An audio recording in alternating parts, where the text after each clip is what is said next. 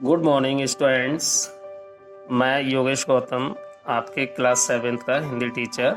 आज हम आपको हिंदी व्याकरण क्लास 7th का फर्स्ट चैप्टर पढ़ाएंगे। जैसा कि अभी हम आपको बताते हैं इसका फर्स्ट चैप्टर कौन सा है। और स्टूडेंट्स, आजकल कोविड चल रहा है, आप लोग सभी घर में सेफ होंगे, सुरक्षित होंगे। ईश्वर से प्रार्थना करते हैं कि सभी लोग स्वस्थ रहें, अच्छे से रहें और कोविड गाइडलाइन का आप लोग पालन भी करते रहिए।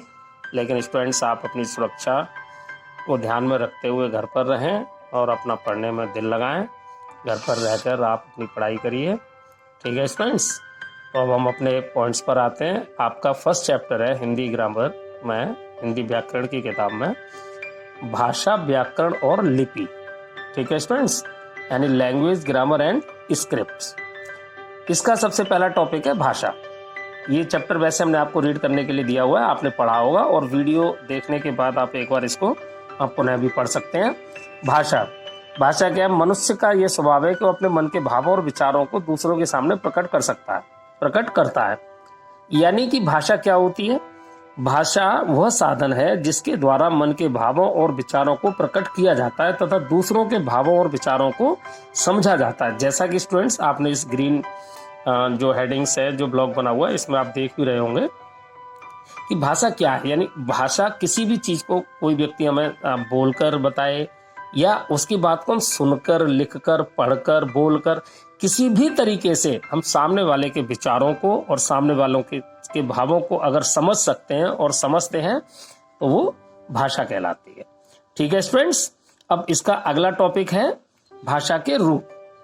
देखिए ये रहा, हम पॉइंट कर रहे हैं भाषा के रूप। भाषा के दो रूप होते हैं स्टूडेंट्स। एक होता है मौखिक भाषा। मौखिक भाषा क्या होती है स्टूडेंट्स? यानी कि जो भाषा बोलकर अथवा सुनकर समझी जाती है वो मौखिक भाषा कहलाती है। यानी इसके लिए किसी भी लिखने की आवश्यकता नहीं होती।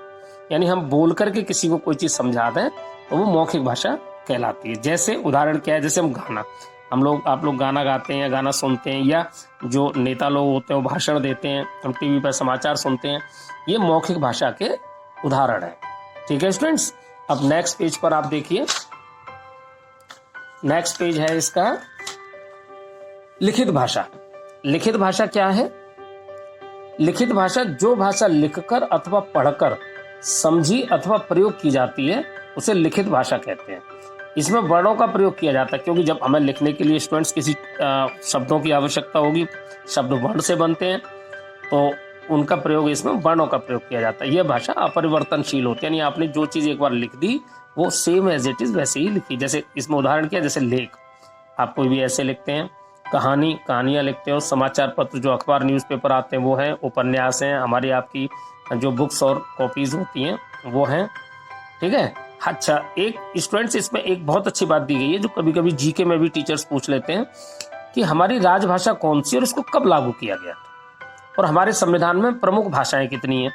तो उसके लिए स्टूडेंट्स हम आपको बता दें, हिंदी हमारी राजभाषा है। और इसे कब बनाया गया था राजभाषा?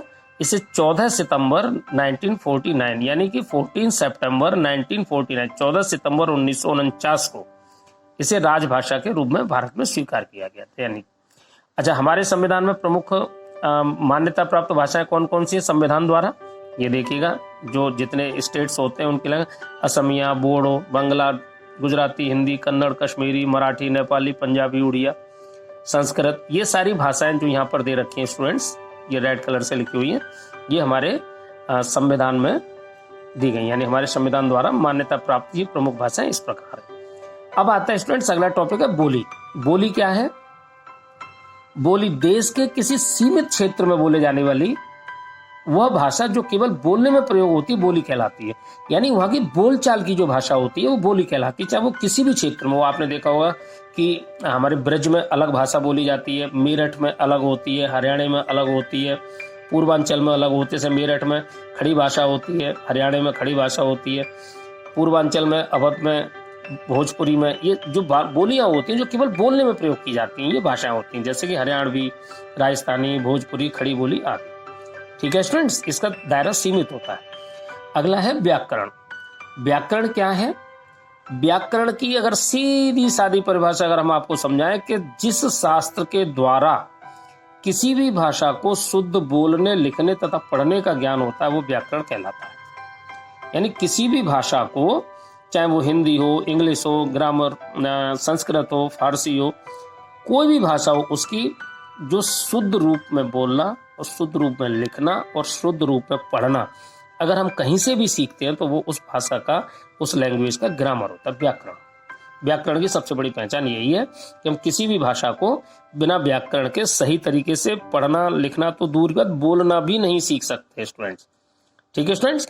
अब आता है लिपि, स्क्रिप्ट। लिपि क्या होती है? किसी भी भाषा को लिखने की जो तरीका होता है, जो उसका जो मौखिक, यानी हम कोई भी चीज, देखिए स्टूडेंट, हम कोई भी चीज अगर बोलना चाह रहे हैं तो हम उसे लिखेंगे कैसे?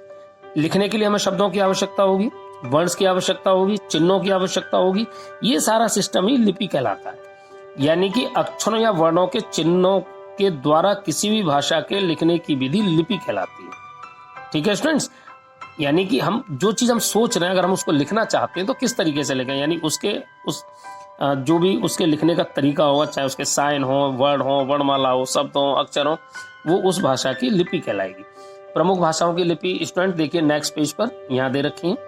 ये कभी कभी अच्छा क्वेश्चन में पूछ लेते हैं, जैसे हिंदी देवनागरी में लिखी जाती है, गुजराती देवनागरी में, संस्कृत देवनागरी में, पंजाबी गुरमुखी में, बांग्ला में, अंग्रेजी रोमन में, उर्दू फारसी में, फ्रेंच रोमन में। तो ये स्टूडेंट्स ये चैप्टर का जो है आज हमने आपको एक्सप्लेनेशन बता दी है।